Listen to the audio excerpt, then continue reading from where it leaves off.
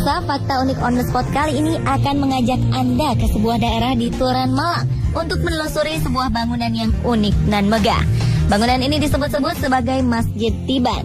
Hal ini berlaku lantaran kabarnya masjid ini dibangun oleh jin hanya dalam waktu 1 malam. Bagaimana kisahnya? Berikut pemaparannya yang disajikan khusus untuk Anda.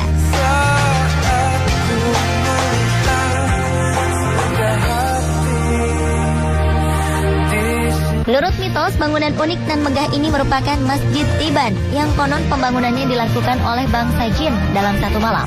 Dinamakan Tiban karena bangunan ini tiba-tiba saja ada.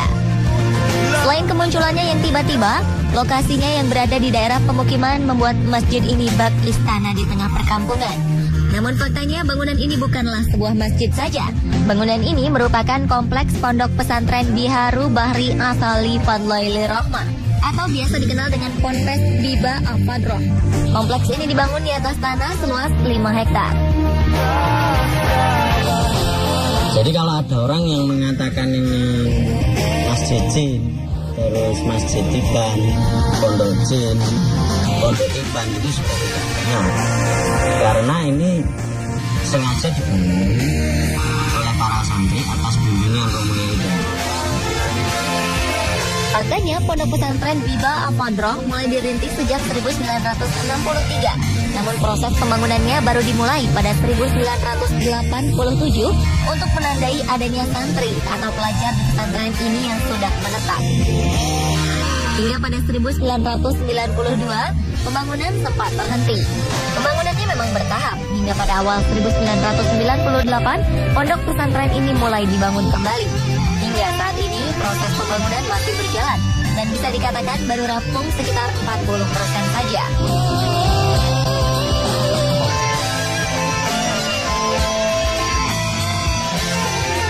Bangunan di sini ini kan sebenarnya adalah jawaban. Jadi media sebagai media jawaban dari persoalan yang ada. Jadi awal mulanya sebagai berfungsi secara rohani. Jadi Romo Yai sebagai arsiteknya, jadi karena yang menentukan tata letak, tata bentuk, tata warna, ini beliau. Kalau sekarang punya ini berdasar istikharah beliau. Nah, beliau ini istikharah dari apa? Dari masalah yang ada. Pondok pesantren ini merupakan bangunan tanpa perencanaan, rancangan, gambar, dan desain seperti halnya bangunan pada umumnya. Oleh karena itu, wujud bangunan ini tidak memiliki blueprint. Untuk pembangunannya pun tidak menggunakan alat-alat berat dan modern pada umumnya. Para pekerja bangunan ini adalah santri-santri dari Pondok Pesantren Biba Al-Fadroh.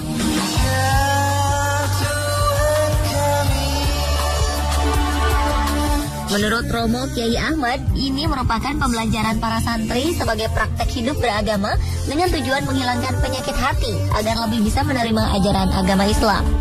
Santri yang datang ke pondok pesantren ini berasal dari berbagai daerah di Indonesia, seperti dari Pulau Sumatera, Banyuwangi, Trenggalek, dan Ponorogo. Total santri yang menetap di pondok ini sekitar 335 santri, termasuk 51 kepala keluarga yang tinggal bersama anak dan cucu. Hal unik lainnya dari bangunan ini adalah terdapat berbagai ornamen dan kaligrafi bertuliskan nama pondok, asma Allah, dan asmaul husna yang dibuat, dicetak, dan dikerjakan sendiri oleh para santri. Desainnya sudah tentu tidak akan ditemukan di tempat lain.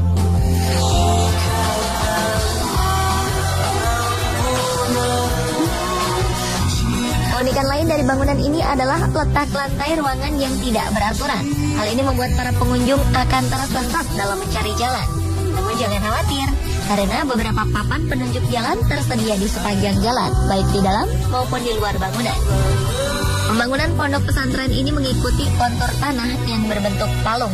Dan menurut penuturan Pak Ipong dalam pembangunannya, tidak merubah tekstur tanah dan tekstur air. Bahkan pohon-pohon yang ada tidak ditebang. Bangunan utama di pondok pesantren ini memiliki 10 lantai dan lift. Arsitektur bangunan yang mengagumkan dapat dilihat mulai dari gapura dan pos depan masjid yang bergaya seperti candi hingga kompleks bangunan utama. Dari pintu masuk kita akan langsung menemukan tempat istirahat pria. Ada hal unik di tempat ini. Di dalamnya terdapat air yang dapat keluar dengan menggunakan alat sensor. Air ini alami, langsung dari sumbernya, tidak dimasak dan merupakan hasil penyulingan. Air ini digunakan untuk membasuh wajah dan dapat diminum. Terdapat beberapa khasiat bagi mereka yang percaya, terutama sebagai pembawa berkah dan baik untuk kesehatan.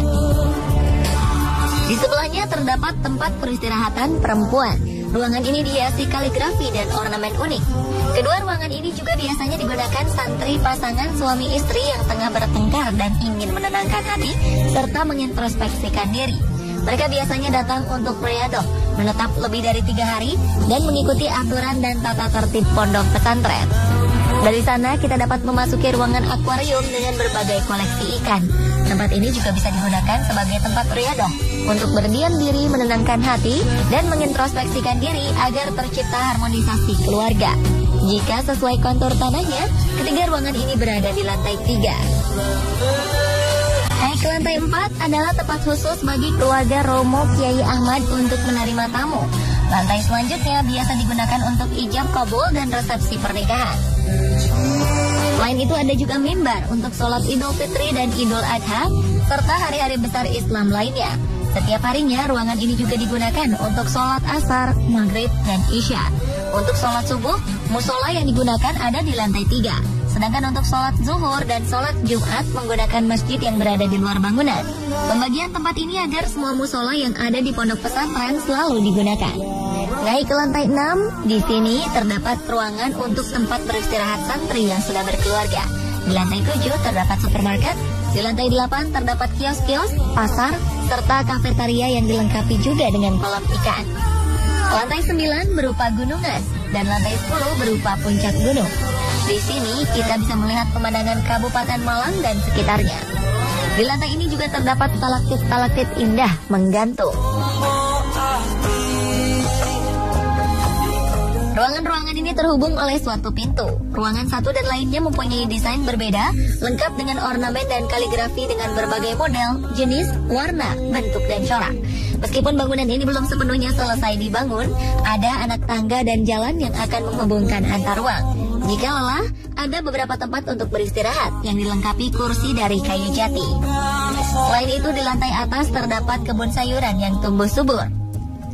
Para pengunjung wajib melapor di ruang informasi untuk mendapat kartu masuk dan kartu keluar tanpa dipungut biaya. Karena keunikan dan kemegahan bangunan pondok pesantren ini, tak ayal bila pondok pesantren ini sering dikunjungi wisatawan, baik yang ingin menenteramkan hati serta mengintrospeksi diri, atau hanya sekedar mengagumi bangunan unik dan megah ini. Tak jarang pondok pesantren ini juga dijadikan salah satu wisata religi. Menurut penuturan Pak Ipung, pihak pondok pesantren sifatnya menerima. Karena tujuan dibangunnya pondok pesantren ini, selain menerima santri untuk belajar, Romo Kiai Ahmad juga bercita-cita terhadap siapapun yang datang ke sini dan melihat bangunan ini akan tergetar hatinya. Dan akhirnya hatinya terbuka sehingga mendapat hidayah dan petunjuk dari Allah Subhanahu wa Ta'ala. Serta penyakit-penyakit hati yang ada di dalam diri hilang.